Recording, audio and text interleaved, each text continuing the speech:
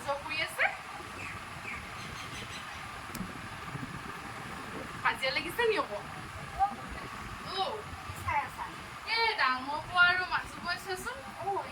তৰা যোৱা কৰি আছে কি হৈছে জানো কিবা লাগিছে নি বাৰু